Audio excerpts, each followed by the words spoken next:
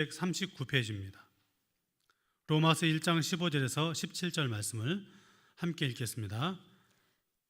그러므로 나는 할 수 있는 대로 로마에 있는 너희에게도 복음 전하기를 원하노라.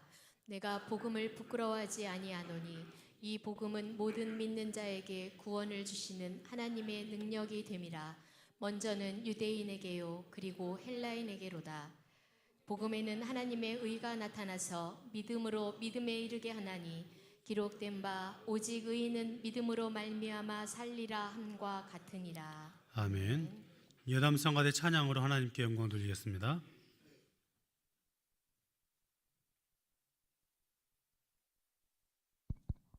네, 오늘은 저희 성가대원과 여러분들이 같이 찬양하는 날로 저희가 정했습니다. 304장 찬송가를 보시면 1절, 2절, 3절이 있는데 1절은 하나님께서 주신 여러분들의 목소리로만, 반주 없이 기계음 없이 여러분들의 목소리로만 저희 성가대와 같이 부르겠습니다. 그리고 간주하고 2절, 3절을 저희 성가대와 같이 힘차게 부르시겠습니다. 그 크신 하나님의 사랑을 찬양합니다.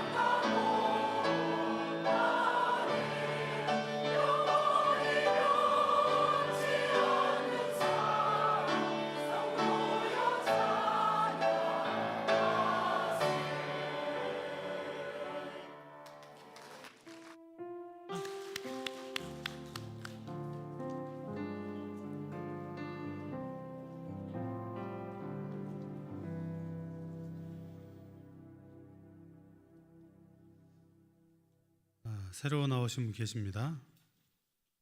그동안 얼굴은 계속해서 교회에서 보이셨는데 드디어 등록을 하셨네요. 우리 김종주 성도님의 남편 되시는 김태성님, 자리에서 잠깐 일어나 주시겠습니까? 네, 감사합니다. 우리 박수로 환영하겠습니다. 기도드리겠습니다. 하나님 아버지 고맙습니다. 이 복된 날 하나님께서 택한 백성을 불러주시고 이름을 함께 부르고 환영하는 은혜의 시간 주셔서 감사합니다. 우리도 이렇게 기쁘고 감사한데 하늘나라에서 얼마나 큰 잔치가 열렸겠습니까? 그 이름 기록하시고 기억하시고 하늘나라에 이를 때까지 그 삶과 영혼을 붙들어 주시옵소서. 가정과 삶의 평강연희를 부어주시고 날마다 형통함을 허락하여 주시기를 원합니다. 아버지 하나님, 오늘도 복된 주일에 사랑하는 죄 백성들이 예배 자리에 나오며 귀하님을 구별하여 우리 아버지 앞에 올려드리오니 하나님께서 이 예물을 받으시고 하나님의 나라와 영광을 위하여 사용하여 주시고 예물 드린 손길에 복을 주셔서 남은 생애를 살아가는 동안 하나님의 선하신 도우심을 날마다 경험하게 하여 주시기를 간절히 원합니다. 하나님, 사랑하는 주의 백성들 가운데 물질의 문제로 어려움을 당하는 분들이 있을 텐데 주님 만져주시고 새 은혜 부어주시고 해결하여 주시옵소서. 오늘 이 주일에 하나님을 사랑하는 마음으로, 교회를 섬기는 마음으로, 또한 성도 사랑하는 마음으로 섬김의 자리를 감당하는 많은 분들이 있습니다. 주여, 그 손길을, 그 삶을, 그 헌신을 주님이 받으시고 영광을 나타내어 주옵소서. 부모님들의 건강을 지켜주시기를 바랍니다. 사랑하는 우리 자녀들의 믿음을 굳세게 하여 주시기를 바랍니다. 하나님, 이 민족을 불쌍히 여겨 주시옵소서. 죽음의 그림자가 가득한 이곳에 그리스도의 피 묻은 십자가를 보내주셔서 이 민족이 하나님을 믿는 민족이 되었고 세계의 유래가 찾아보았을 만큼 세계 열방 가운데 복음을 증거하는 그런 민족이 되었습니다. 그러나 지금은 우리가 조롱받는 시대를 살고 있고 하나님을 대적하는 일들이 너무 자연스럽게 여겨지는 시대를 살아가고 있습니다. 주여, 구하옵나니 하나님의 창조 질서를 어지럽히는 이 모든 악한 세력이 무너지게 하시고 오직 하나님의 영광만 나타나는 그런 민족 되게 하여 주시옵소서. 하나님, 이제 우리 모두가 주의 거룩한 말씀을 듣기 위해 우리의 머리를 숙입니다. 전능하신 아버지여, 은혜를 베풀어 주시고 우리에게 하늘의 문을 여시사 생명과 능력의 말씀을 부어 주시옵소서. 미약하고 부족한 종에게 세임 주셔서 하나님의 말씀을 바르게 전할 수 있도록 은혜 주시기를 간절히 원하오며 예수님의 이름으로 기도하옵나이다. 아멘. 할렐루야. 복된 주일입니다. 하나님의 크신 은혜가 이 주일 예배의 자리에 나온 우리 모두 가운데 풍성하게 넘치기를 주님의 이름으로 축복합니다. 네, 오늘은 전 세계 개혁교회가 종교개혁주일로 지키는 그런 날이 되겠습니다. 아무 교회나 그런 것은 아닙니다. 개혁교회라고 제가 말씀드렸기 때문에 이 개혁교회 전통 안에 있는 교회들은 거의 대부분 이날을 종교개혁주일로 지키죠. 500년이 지난 그때 그 이 사건을 뭐하러 지금도 지키느냐, 그 키케 묵은 전통을 지킬 필요가 있느냐라고 하는 그런 생각을 가지신 분들 분명히 계실 것입니다. 그러나 교회의 본질은 늘 거룩하고 변함이 없지만 개인적으로 보자면 우리가 교회이기 때문에 우리의 그 죄악된 속성과 또 교회가 세상 가운데 있기 때문에 교회는 언제든지 흔들릴 수 있습니다. 그 흔들림이란 외부적인 핍박보다 내부에서 말씀이 아닌 다른 것들로 대체하려는 그런 움직임들과 또 우리도 모르는 사이에 자연스럽게 슬며시 들어온 어떤 세력들에 흔들리고 무너질 수 있으니 이런 날들을 통해서 우리가 가야 할 길, 서는 자리, 보아야 할 곳이 무엇인지를 점검하기 위해서 이 날은 필요한 것입니다. 그래서 교회는 주님이 오시는 그날까지 날마다 말씀 안에서 돌아보고 개혁하고 갱신되어야 하는 것입니다. 이 종교개혁이 1517년에 일어났는데 이때 조금 앞서서 우리가 잘 아는 문예의 부흥이 일어나게 되죠. 이 문예의 부흥 때는 이전 시대와 전혀 다른 새로운 일들이 유럽 사회에서 일어나게 됩니다. 특별히 미술 분야에서 획기적인 발전이 일어나게 되는데 이때 당시 유명했던 화가들, 우리가 지금 잘 아는 화가들이 등장합니다. 혹시 기억나십니까? 누가 있죠? 미켈란젤로, 또 레오나르도 다빈치, 라파엘로, 이외에도 수없이 많은 그런 미술가들이 등장해서, 또 건축가들이 등장해서 우리가 지금 흔히 말하는, 여러분 우리는 성화라는 말씀은 안 된다고 제가 말씀드렸지 않습니까? 그냥 그림이에요. 그러니까 성경의 그림 이렇게 하면 좋은데, 성화 그러면 자꾸 우리 마음속에 거룩한 그림, 그런 생각이 들기 때문에 가능하면 사용하지 않는 것이 좋습니다. 그 성화라고 사람들이 흔히 말하는 그 그림들이 그 시기에 그려졌습니다. 천지창조라든가 또 최후의 만찬이라든가 뭐 이런 여러 가지 그림들, 그리고 말씀드린 것처럼 건축술도 발전하게 되죠. 그 건축술을 통해서 로마의 바티칸 왕국은 어마어마한 성당을 건축하기 시작합니다. 우리가 지금 보는 유럽의 많은 그 화려한 성당들은 그 시기와 맞물려 있습니다. 그림이 그려지고 화려한 성당이 세워지고 사람들이 거기에 모이기 시작하고, 그런데 화려한 거대한 성당을 짓다 보니까 문제가 발생했습니다. 그것은 다름 아닌 재정의 문제였습니다. 그러니까 재정이 자꾸 부족하고 성도들이 모이는 것들은 한계가 있고, 그러니까 그림을 통해서 사람을 더 많이 모여들게 하고, 그리고 이 재정을 그래도 더 부족한 것을 충당하기 위해서 우리가 잘 아는 그때 당시 교황이었던 레오 10세가 면죄부를 팝니다. 면죄부가 무엇인지 아시죠? 나는 교회 다니니까 괜찮은데 우리 가족 중에, 우리 부모 중에 누구라도 교회를 안 다닌 사람, 성당을 안 다닌 사람이 있는데 내가 그 이름으로 헌금을 하면, 이게 정확한 표현인지 모르겠지만 그 연보함에 동전이 땡그랑하고 떨어지면 그 영혼이 지옥에서 연옥으로 올라간다. 여러분 그런 말 들으면 지금이야 우리가 너무 어이없는 소리지만, 그때 당시는 이게 이제 성경을 읽지도 못했고 읽을 수도 없었고 성경도 그들의 손에 있지 않았으니 신부가 앞에서 그렇게 선포하면 이게 진짜인 줄 알죠. 그러니 사람들을 미혹하는 일이 벌어지게 되고 교회는 더 화려함들을 추구하는 타락의 결정을 걸었던 시기가 바로 이 시기입니다. 이때 이런 그 로마 교황청과 함께 그렇게 그런 자신의 앞길들과 자신의 어떤 그 재능들을 끊임없이 발견해낸 사람이 있는 반면, 그런 어떤 육신적인 어떤 일들이 아니고 영혼의 문제로 끊임없이 고민하고 아파하고 갈등했던 사람이 있었는데, 그가 바로 종교개혁을 일으켰던 루터입니다. 종교개혁을 일으켰다라고 말하지만 실제로 종교개혁은 이전부터 있어 왔습니다. 루터 이전에도 성경을 읽으면서 이게 문제가 있다, 이 성당의 가르침이, 신부의 가르침이 문제가 있다라고 생각해서 바른 성경의 말씀을 주장했던 사람들이 있었고, 그들은 로마 교황청에서 어김없이 화형을 당하거나 처참하게 죽음을 당하였습니다.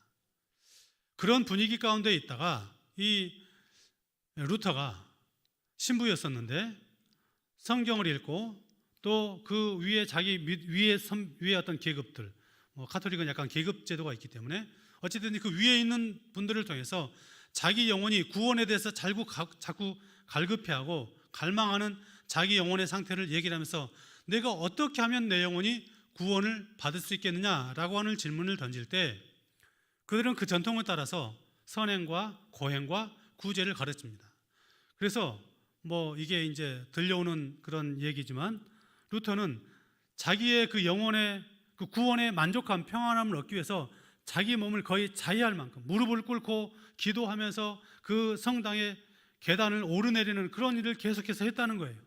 그럼에도 불구하고 자기 영혼의 평안함과 구원의 확신이 서지 않는 것입니다.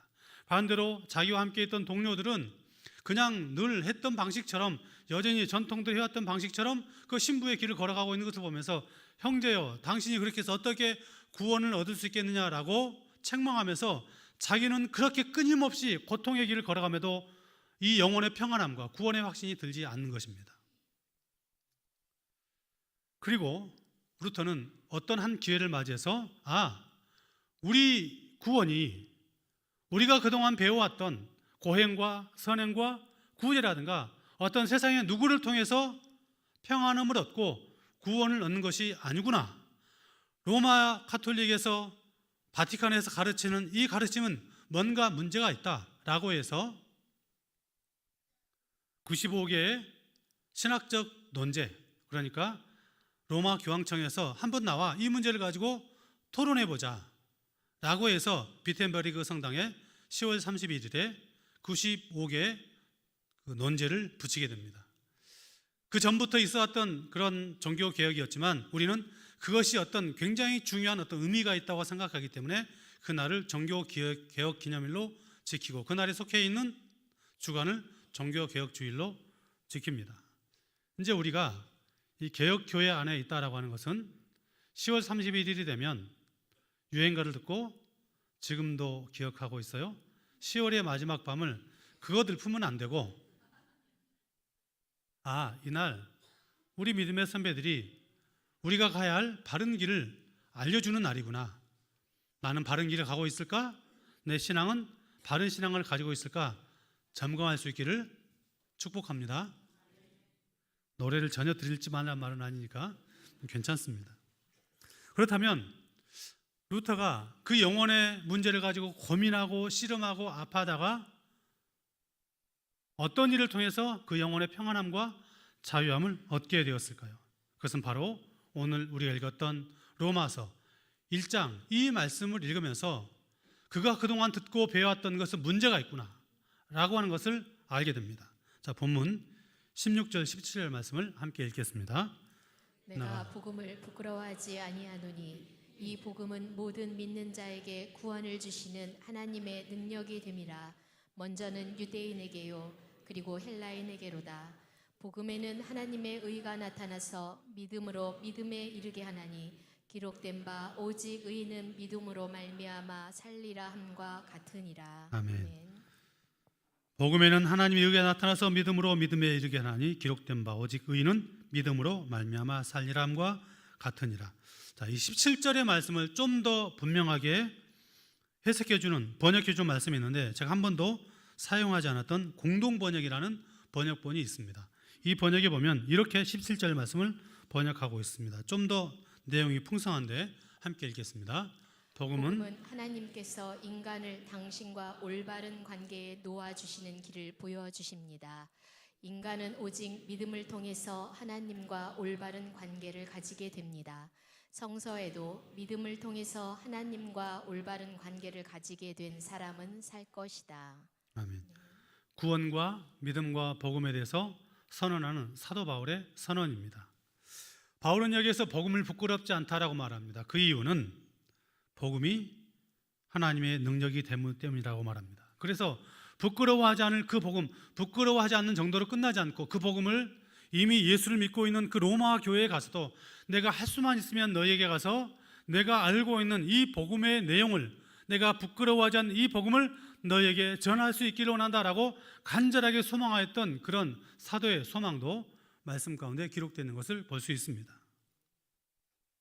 복음이 무엇입니까? 복음은 예수 그리스도에 대한 이야기입니다. 예수 그리스도에 대한 이야기가 왜 복음입니까? 그 이유는 예수 그리스도에 대한 이야기는 우리를 살리시고 구원하시는 하나님의 구원 소식이 되기 때문입니다. 복음이 예수 그리스도에 관련된 것이고 예수 그리스도와 관련된 것이 하나님께서 우리에게 주시는 복음이고, 그래서 우리 영혼은 그 복음을 따라 살아가야 되고 그 안에서 만족함을 누리고 살아가야 하는데, 세상은 이 소식을 복음이다, 기쁜 소식이다 라고 인정하지 않습니다. 왜 그럴까요? 그 이유는 사람들이 자기 영혼의 상태를 잘 알지 못하기 때문입니다. 예를 들면 제가 이런 예를 계속해서 드리고 있는데, 몸에 너무 큰 질병이 있는 사람에게 가장 기쁜 소식, 복음이다 라고 하는 것은 무엇일까요? 그 병이 치료받는 약이겠죠. 치료받는 어떤 방법이겠죠. 몸이 너무 아파서 오늘 내일 내가 어떻게 될지 모르는 그 사람에게 돈을 많이 버는 방법, 인기를 얻는 비결, 그게 복음이겠습니까? 기쁜 소식이겠습니까? 아니죠. 몸이 아픈 사람은 자기 몸의 상태를 알기 때문에 나에게 지금 가장 시급한 기쁜 소식은 몸의 건강함입니다. 건강하게 되는 방법입니다. 반대로 몸이 건강한 사람에게 약한 부분, 몸이 아픈 어떤 병이 낫는 것은 기쁜 소식이 아닙니다. 그 사람에게는 자기가 목적하는 돈, 명예, 이익, 그것을 추구하는 방법, 그것이 기쁜 소식이죠. 따라서 복음을 인식하려면, 복음을 제대로 받아들이려면 우리 영혼의 상태를 정확하게 파악할 수 있어야 합니다. 그때 우리는 비로소 복음이 왜 기쁜 소식이고 예수 그리스도에 대한 소식이 왜 기쁨인지를 알게 될 것입니다. 바울 시대에 바울이 말했던 이 복음과 다른 또 다른 복음의 내용들이 있었습니다. 이 내용, 이것은 당시에 이 예수님 이후의 사도 바울 시대에 지중해 연안에 확장되고 펼쳐져 있고 뿌리 깊게 내리고 있었던 두 세계인데, 첫 번째 세계는 유대교입니다. 유대교는 잘 알고 계시는 것처럼 모세 율법을 받아들이고 그 율법을 통해서 율법을 지키면 그 영혼이 구원함을 받고 평안함을 얻고 세상이 살만한 세상이 된다라고 믿고 가르치는 그런 종교였습니다. 그러나 우리는 모세 율법이 하나님의 말씀이고 그 말씀을 지켜야 한다는 것은 알고 있지만 그 말씀을 지키는 인생이 죄인이고 죄의 본성을 가지고 있으니 그 율법을 지켜서 구원을 얻는 것은 불가능하고 또한 그 말씀을 지키는 것도 불가능하니 여기에 생명이 없다라고 하는 것을 잘 알고 있습니다. 그럼에도 불구하고 그 유대교의 세계관이 이스라엘을 중심으로 해서 가득 뿌리 깊게 내리고 있었습니다. 또 한 가지 기쁜 소식이 당시의 사람들에게 있었는데 그것은 바로 헬라 세계관입니다. 예수님 시대 그리고 사도 바울 시대에 그 지중해 연안을 다스렸던 나라는 로마인데 로마는 어떤 사상을 받아들였냐면 그 앞선 나라에 있었던 헬라의 사상과 문화와 모든 것들을 그대로 받아들입니다. 헬라가 굉장히 짧은 시간 동안 있었던 나라이지만 그러나 그들은 인간의 지식을 최대한 확장시켰습니다. 지혜, 철학, 의학, 학문, 기술, 과학 모든 분야에서 그 이전과는 완전히 다른 시대의 것들을 만들어냈고 로마는 그것을 그대로 받아들여서 로마의 정신으로 삼기 시작했습니다. 이 문명은 사람들에게 매우 이상적으로 보였습니다. 인간의 모든 지혜가 축적되었으니 그것을 통해서 인간들이 평안함과 만족과 성공의 길을 걸어갈 수 있을 것이라고 생각했으니 이것도 역시 수많은 사람들에게 기쁜 소식처럼 여겨졌습니다. 그러나 바울은 또 다른 복음을 오늘 말씀에서 우리에게 들려주고 있습니다. 그 복음이 무엇입니까? 모세의 율법을 지켜야 한다, 거기에 생명이 있다라고 말하였던 유대교에 의해서 배척당한 예수 그리스도, 헬라 그 문명을 통해서 그 꽃을 피웠던 로마가 십자가에 잡아 죽인, 못 박아 매달아 죽인 예수 그리스도, 그분이 복음이고 그분이 우리를 살리시는 분이시고 그분만이 우리에게 영생을 주신다라고 하는 이 참된 복음을 드디어 사도 바울이 이 시대에 전파하기 시작한 것입니다. 그런 확신이 있었으니 이 거대한 두 세계가 그 당시 세상을 지배하고 있었다 할지라도 우리 영혼을 살리는 분 예수 그리스도, 그 복음을 나는 부끄러워하지 않는다. 그리고 그 복음을 전하기 위해서 그의 생명을 아낌없이 던졌던 사람, 그가 사도 바울이었습니다. 예수님이 복음이고 기쁜 소식이 되었기 때문입니다. 왜 예수님의 이야기가 복음입니까? 오늘 성경은 이렇게 말씀합니다. 예수님의 이야기가 복음인 이유는 첫 번째, 복음은 하나님의 능력이기 때문입니다. 같이 따라하겠습니다. 복음은 하나님의 능력입니다. 바울 사도가 복음을 부끄러워하지 않던 첫 번째 이유는 복음이 모든 민자를 구하는 하나님의 능력이 되기 때문입니다. 능력이 무엇입니까? 능력이 힘이죠. 보편적으로 세상이 말하는 힘이 무엇입니까? 저처럼 뭐 키가 크고 이런, 물론 아마 이 성경이 기록될 당시는 그랬을 거예요. 뭐 거대한 사람들이 힘이 있었죠. 그러나 이 시대에도 또 다른 힘이 있었죠. 뭘까요? 권력, 군사력, 돈, 지식, 이런 것들이 힘이죠. 그 힘을 따라 살아갑니다. 거기에 비해서 십자가에서 죽으신 예수 그리스도, 복음이 아닌 것처럼 여겨지죠. 우스꽝스럽고 너무 비참한 것입니다. 사도 바울은 이것을 잘 알고 있었기 때문에 고린도전서 1장 22절에서 24절에 이렇게 말씀하고 있습니다. 같이 읽겠습니다.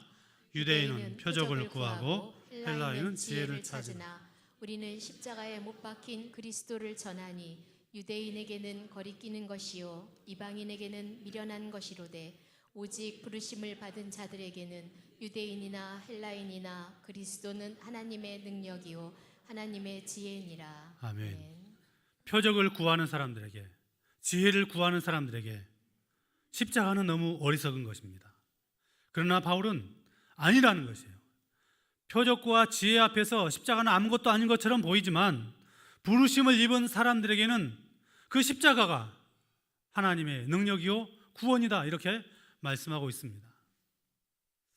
우리가 이 말씀을 읽으면서 우리는 과연 세상의 그 어떤 그 자기를 자랑하고 힘이라고 능력이라고 생각될 만한 그런 것들이 나에게 주어지지 않아도 나는 이 복음을 하나님의 능력이라고 고백하며 살고 있는가라고 하는 것을 물어보아야 합니다. 여러분, 예수님을 믿으면 떡이 나옵니까? 쌀이 나옵니까? 어떤 꼬맹이가 국수 줘요 그러는. 예수 그리스도를 믿는다라고 하는 것은 우리가 이 땅에서 얻을 수 있는 어떤 것들과 전혀 상관이 없습니다. 어떤 사람은 부자가 되었고 돈이 많고 권력이 많아도 믿음으로 잘 살기도 하고 그렇지 않은 사람도 있습니다. 어떤 사람은 가난하고 힘들어도 믿음으로 잘 사는 사람이 있고 반대인 사람들도 있습니다. 그러니 이 세상이 능력이라고 생각하는 그 모든 것들은 복음과는 상관이 없다라고 말씀하고 있는 것입니다. 그러므로 교회에 나오고 예수님을 믿는다 하면서도 여전히 혹시 우리가 이 세상의 것들에 우리의 신앙의 목적을 두고 있다면 우리는 결코 복음의 능력을, 복음의 기쁨을 맛볼 수가 없는 것입니다. 그러므로 이 복음은 이 땅에 우리가 삶을 살아가는 동안 우리 영혼에 기쁨을 주는, 만족함을 주는 하나님의 능력이 되는 것입니다. 그러나 여러분, 이 복음은 이 땅에서만 우리에게 능력이 되는 것은 아닙니다. 우리가 죽는 그 순간에도 능력을 경험하게 될 것입니다. 왜입니까? 예수 그리스도를 알지 못하는 사람은 죽는 그 순간 하나님의 영원한 심판 가운데 들어서게 되지만 예수님 믿고 복음을 믿고 그 믿음의 길을 걸어가는 사람들에게 죽음의 순간의 복음은 무엇이 됩니까? 그들에게 영원한 생명을 주는 하나님의 능력이 되는 것입니다. 비록 이 땅에서는 그 길을 가는 것이 힘들고 어렵고 때로는 핍박과 혼란과 정의 길처럼 보인다 할지라도 우리는 분명히 그때 알게 될 것입니다. 아, 이 복음이 나로 하여금 하나님의 영원한 나라에서 생명을 얻게 하는구나. 그러니 복음은 죽음의 순간에 능력으로 나타나게 되는 것입니다. 문제는 이 종말이, 이 죽음이 실감이 나지 않는다는 것입니다. 지금 여기서 먹고 살기도 바쁘고 골치 아픈데 목사님 하루 인생살이가 하루살이 같은데, 그러나 여러분, 이 땅에서 아무리 부자로 살아도 죽는 그 순간 믿음이 없다면 그 부함과 명예가 무슨 소용이 있겠습니까? 반대로 이 땅에서 아무리 힘들고 어렵게 살아도 그 마지막 순간 그 하나님 앞에 서서 영생 복락을 누린다면 얼마나 행복한 인생이 되겠습니까? 이것을 아는 사람은 복음의 능력 가운데 살아간 사람들이고 그 복음의 능력이 그들의 삶에 나타나게 될 줄로 믿습니다. 복음을 부끄러워하지 않았던 이유, 하나님의 능력이기 때문에, 예수님의 이야기이기 때문에. 예수님의 이야기가 왜 복음인가? 두 번째는 하나님의 의가 되기 때문입니다. 따라하겠습니다. 복음은 하나님의 의가 되기 때문입니다. 아멘. 바울이 복음을 부끄러워하지 않았던 두 번째 이유가 17절에 복음에는 하나님의 의가 나타났기 때문이다 라고 말합니다. 의가 무엇입니까? 자기 증명하는 것이죠. 무슨 말이에요? 이거 보아라. 내가 목적하고 추구하고 달려갔던 것, 이게 맞지 않느냐? 내가 생각하는 것, 이거 맞지 않느냐? 나는 이것 위해서 달려와서, 그리고 보아라. 내가 옳았다는 것을 증명해 주는 것이 이것이다 라고 내세우는 것이 의죠.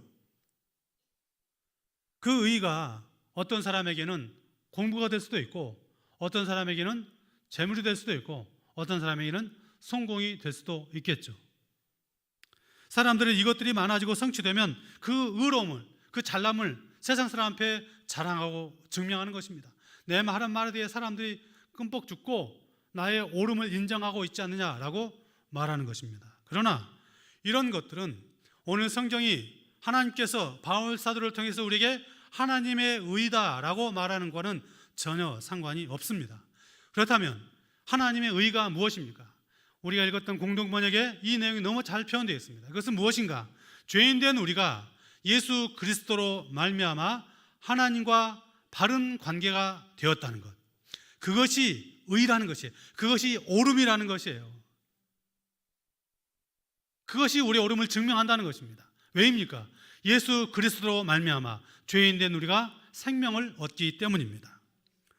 루터는 이 말씀을 듣고 깨닫고 알고 나서 내가 아무리 고행을 하고 내 몸을 아무리 고통스럽게 만들어도 영혼의 평안함을 얻을 수 없었는데 이 말씀을 읽으면서 구원이 오직 믿음으로 하나님의 은혜로 주어지는 것이나 라고 하는 것을 깨달아 알고 그 개혁의 일에서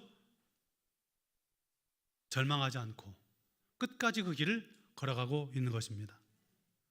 이 말씀을 통해서 그는 고통스러웠던 영혼으로부터 자유로울 수 있었고 참된 기쁨과 만족을 누릴 수가 있었습니다. 오직 믿음으로. 이제 오후에 이 내용을 조금 더 살펴보겠는데, 종교개혁에 아주 5가지 원리가 있습니다. 오늘 강의하실 목사님께서 저에게 목사님이 예배 시간에 간단하게라도 얘기를 해주시고 한 번쯤 따라하게 해주십시오라고 해서 제가 친절하게 화면에 준비했습니다. 한번 보실까요? 보시면 한글을 읽게 하는 거 아니에요. 한글을 읽게 하면 제가 읽죠. 제가 오직 성경 그러면 여러분 뒤에 있는 거 있는 거예요. 문제는 저게 영어가 아니라는 겁니다. 라틴어인데 오직 성경. 이야, 대단하십니다. 솔라가 라틴어로 오직 이런 뜻입니다. 오직. 스크립튜아. 같이 읽겠습니다. 시작. 솔라 스크립튜아. 오직 예수는 솔루스 크리스토스.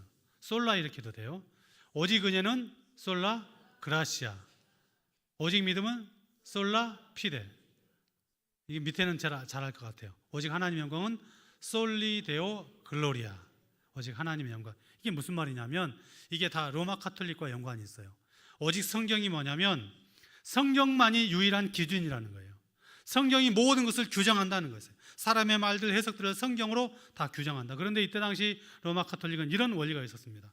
성경과 교황의 해석은 동등하다. 그런데 어떤 일이 발생하냐면 성경에서 말하고 있지 않은 것을 사람들이 주장을 하면 이게 이제 뭐가 문제가 생길 때 교황이 이걸 해석을 하면 교황의 해석이 성경을 해석을 해요. 대표적으로 마리아는 원죄가 없다라고 하는 거예요. 예수님이 죄가 없이 태어나기 위해서는 마리아가 죄가 없어야 된다고 생각을 했어요. 이거는 성경에서 죄 없이 태어나신 예수 그리스도라고 말하고 있기 때문에 마리아의 몸을 빌어서 탄생한 것이지 마리아의 어떤 혈통적인 무엇과 관련이 없다라는 것을 알고 있죠. 근데 로마 카톨릭은 인간적인 생각으로 마리아의 몸을 빌었다는 것은 뭔가 이게 어떤 예수 그리스도의 온전함에 문제가 될 수 있기 때문에 마리아도 죄가 없어야 된다라고 해서 마리아의 원죄 무호서를 주장합니다. 근데 성경이 말하고 있지 않죠. 근데 교황이 아니야, 마리아는 원죄가 없어라고 말하면 그게 이렇게 되는 거죠. 교황이 성경을 해석하는 것입니다. 두 번째는 오직 예수는 뭐냐면 하나님과 우리 인생사의 유일한 중보자가 예수 그리스도 외에 있다 없다? 없다. 누구만이? 예수님만이 유일한 중보자이시다. 마리아도 아니고 그들이 말하는 흔히 어떤 성인들도 아니고 우리가 지금 말할 때 성 아우구스티누스 그 말이 그런 말이에요. 성인 이런 말이에요. 사람에게 붙여진 이름이에요. 로마 카톨릭에서 그 사람은 성인이라고 이름 붙여요. 그러면 로마 카톨릭에서 누군가에게 세례 줄 때 여러분 주변에 영세명 있죠. 다 그런 사람들 이름이에요. 우리나라 김대건 이름이 저기 어디 나라에 대건 누구로 이름이 붙여지는 거예요. 그 사람들에게도 어떤 중보적인 일이 있다는 것이에요. 그러나 이들은 종교개혁은 또 우리는 오직 예수, 오직 은혜, 무슨 말일까요? 행위가 아니라는 것이에요. 인간이라 오직 하나님의 은혜가, 오직 믿음은 뭐예요? 믿음으로 구원 얻는다. 그리고 인생의 모든 것들은 누구를 위해서? 오직 하나님의 영광을 위해서. 예수를 믿지 않고도 사람들이 영혼의 자유함과 평안함을 누릴 수 있다고 생각합니다. 그래서 종교를 갖죠. 어떤 사람은 예술이나 이런 여러 가지 것들을 통해서 그 영혼의 자유함을 조금씩 누리는 것 같습니다. 어떤 사람은 나는 자연인이다. 산속에 들어가서 영혼의 자유함을 누리는 사람들이 종종 있는 것 같습니다. 그것이 그들의 삶을 부정할 수는 없겠죠. 그러나 그들이 잠깐 누리는 그런 어떤 그 영혼의 자유함은 죄인된 우리가 예수님을 경험하여 누리는 자유와는 전적으로 다른 것입니다. 우리는 예수 그리스도를 통해서 하나님과 새로운 관계를 맺게 되었고 그로 인해서 영혼의 자유함을 누리는 것입니다. 그러므로 우리는 하나님과 매일같이 바른 관계를 맺고 하나님께서 사랑하시는, 그래서 하나님과 또한 관계를 맺고 살아가는 그들과도, 성도들과도 바른 관계를 맺고 살아가는 신앙의 길을 걸어가야 하는 것입니다. 문제는 이 삶을 사는 것이 하나님과의 관계는 잘 되는데 사람들과의 관계가 잘 안 된다는 거예요. 왜 그럴까요? 쉽지 않기 때문입니다. 어렵습니다. 그래서 여러분, 신앙으로, 믿음으로 산다는 것은 한 번 눈물 흘리고 은혜 받아서 끝나는 것 아니라 매 순간 신앙의 실력을 쌓아가야 하는 것입니다. 그래야 그 실력이 진짜가 되는 것이고 그것이 나를 이끌어가는 것입니다.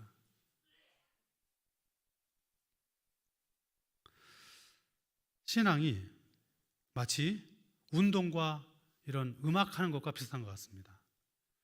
제가 운동을 좋아하니까 종종 그런 예화를 들잖아요. 코치가 옆에 붙어서 운동을 지도해주면 그 자리에서는 잘합니다. 예를 들면 테니스를 칠 때 라켓을 어떻게 드시고 어떻게 하십시오. 잘못되면 코치가 와서 그걸 잡아줘요. 몸을 한번 쳐보시면 잘 돼요. 잘 되네? 쳤어요. 코치 사라지고 나서 그 다음날 치면은 다시 옛날로 돌아가 있는 거죠. 피아노를 연주하는 사람들도 처음 배울 때는 온몸에 힘이 들어가지고 몇 시간 치고 나면 막 근육 통하고 어깨 아프고, 그런데 피아노를 다시면 어떻게 돼요? 몸이 함께 치죠. 몸이 실력이 된 거예요. 실력이. 신앙이 그렇습니다. 신앙이 한번 설교를 통해서, 때로는 성경 공부를 통해서 성경을 읽으면서 은혜 받은 것, 코치가 지도해 주는 것처럼 같아요. 그런데 그것을 끝나면 안 되죠. 그것이 내 실력이 되기 위해서 매일같이 부단하게 노력해야죠. 그게 뭘까요? 성령님의 도우심을 구하는 거고 하나님의 말씀을 붙들고 있는 것이고 무릎 꿇어 기도하는 것입니다. 그것이 우리를 만들어가는 거예요. 그 삶을 통해서 하나님 기뻐하시는 삶을 살아가는 것입니다.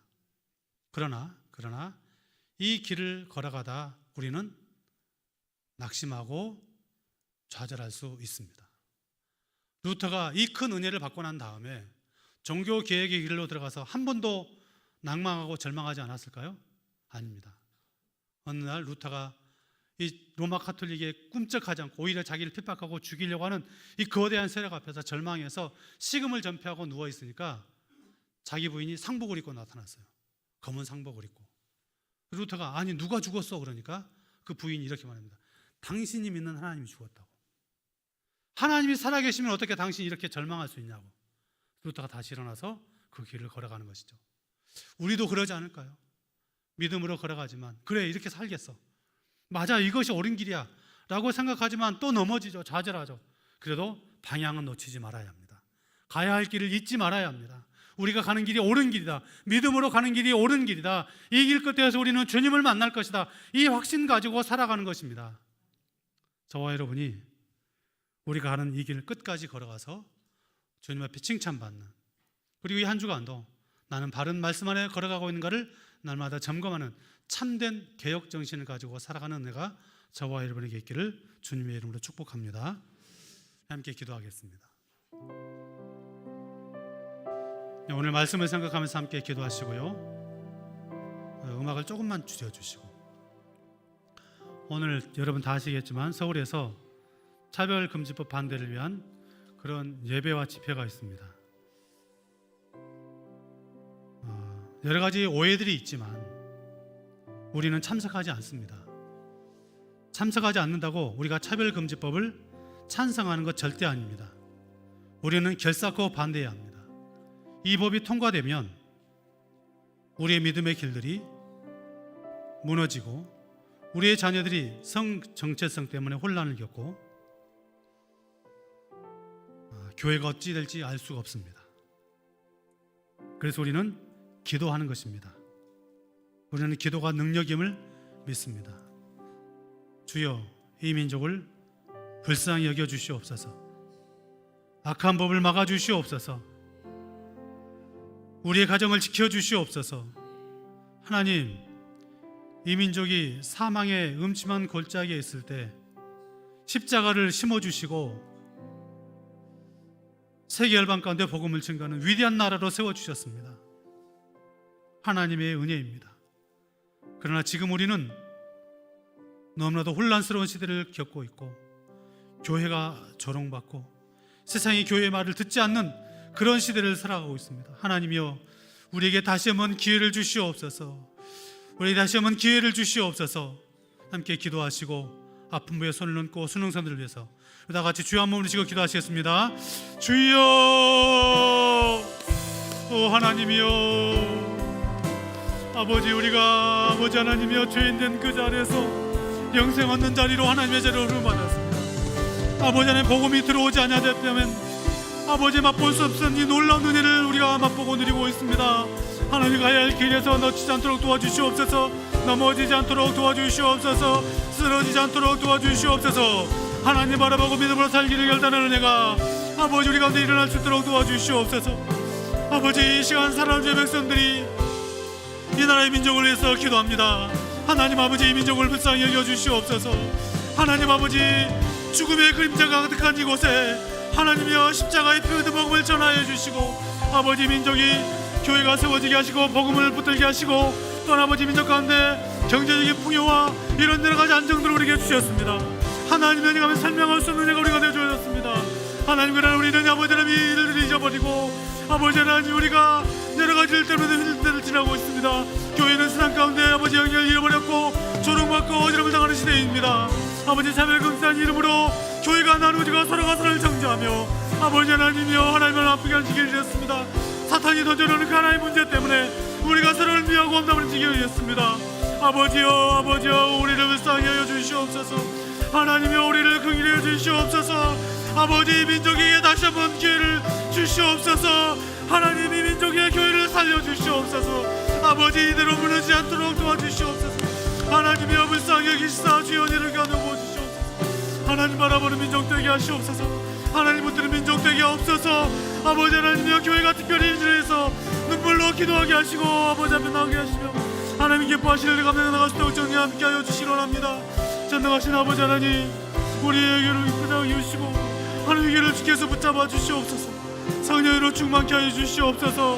하나님 아버지, 몸이 아프지 영생을 은혜로 붙잡아 주시고 하나님의 말을 감히 있게 하시며 아버지 하나님 주의 백성 아버지 하나님 은혜를 베풀으시 함께 하여 주시길 바랍니다. 아버지여, 성령을 충만케 하시고 은혜를 부어주시 함께 하여 주시옵소서. 하나님 아버지, 죄인된 우리를 불러주시고 하나님의 자녀 삼아주셔서 감사합니다. 이 은혜가 이 황무지와 죽음의 그림자가 가득하였던 이곳에 피 묻은 그리스도의 십자가가 세워짐으로 말미암아 우리 가운데 주어졌음을 압니다. 하나님의 은혜가 이 민족 가운데 부어졌음을 압니다. 하나님, 다른 나라와 특별한 민족이 우리 민족 아닙니까? 선교사가 들어오기 이미 이전에 성경이 전래되었고 그로 인해 예수 믿는 사람들이 생기게 되었고 선교사님들이 들어와 하나님을 증거할 때 이 땅 가운데 위대한 교회들이 세워졌습니다. 그 복음의 황금교 같던 시대, 또한 이 민족을 살려주셔서 경제적인 부강과 또 평안함을 주셔서 또한 교회를 부흥케 하셔서 다른 나라는 도저히 상상할 수 없는 이 적은 민족, 적은 교회가 2만 명이나 되는 선교사를 파송하여 세계 열방 가운데 복음을 증거하는 그런 민족이 되었습니다. 하나님, 그러나 우리는 지금 너무나 악한 길을 걸어가고 있습니다. 하나님, 은혜를 잊어버리지 않도록 도와주시옵소서. 하나님, 이 민족을, 조국 교회를 불쌍히 여겨 주시옵소서. 사탄이 던져놓은 그 하나 때문에 교회가 서로가 분란을 일으키고 서로가 미워하고 정죄하는 지경에 이르렀습니다. 성령 하나님 아버지, 이 민족을 버리지 마시옵소서. 하나님이 교회를 붙잡아 주시옵소서. 하나님 조국 교회를 다시 한번 사용하여 주시옵소서. 이 마지막 때 하나님 나라를 세워가는 교회가 우리 민족의 교회가 되게 하여 주시옵소서. 하나님, 사랑하는 주의 백성들 가운데 육신의 질병을 끌어안고 기도하는 하나님의 백성들이 있습니다. 주님이 소망이고 주님이 능력임을 믿사오니 주여 만져주시옵소서. 모든 악한 질병을 물리쳐 주시옵소서. 수능을 앞둔 우리의 자녀들을 은혜로 붙잡아 주시고 마지막까지 최선을 다하게 하시고 하나님이여 선한 길로 이끌어 주시옵소서. 예수님의 이름으로 기도하옵나이다. 아멘. 다 같이 일어나서 함께 찬양하시겠습니다.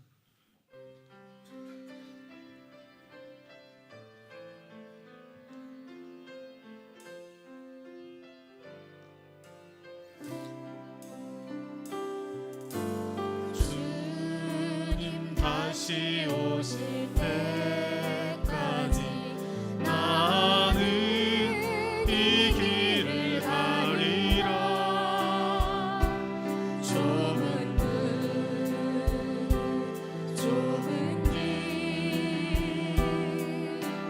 나의 십자가 지고 나의 가는 이 길 끝에서 나는 주님을 보리라. 영광의 내 주님 나를 맞아주시니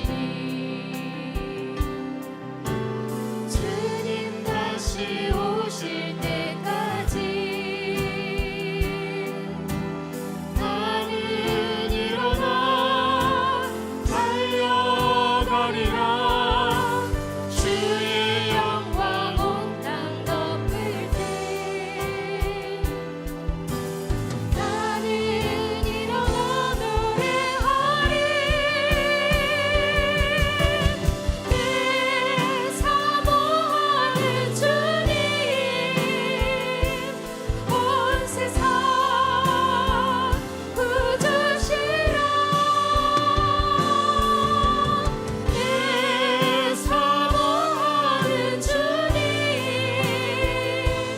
영광의 왕이시라. 주님 다시 오실 때까지, 주님 다시 오실 때까지 나는 일어나 달려가리라. 주의 영광 온 땅 덮을 때 나는 일어나 노래하리. 내 사모하는 주님 온 세상 구주시라. 내 사모하는 주님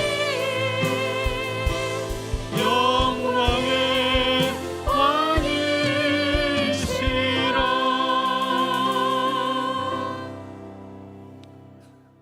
이제는 우리 주 예수 그리스도의 은혜와 하나님 아버지의 무한하신 사랑하심과 성령님의 위로하심과 교통하심과 이 민족 지키시는 은혜가 믿음으로 살 것을 결단하며 삶의 현장에 다시 교회로 파송되는 사랑하는 주의 백성들 머리 위에, 가정 위에, 일터 위에, 삶의 터전 위에, 사랑하는 조국 대한민국과 북녘 땅 위에 세계 흩어져서 복음을 증거하시는 선교사님들과 한민족들, 그리고 군에 있는 귀한 청년들과 병상에서 주의 은혜를 간절히 간구하는 사랑하는 주의 백성들 머리 위에 영원토록 함께하기를 간절히 축원하옵나이다. 아멘.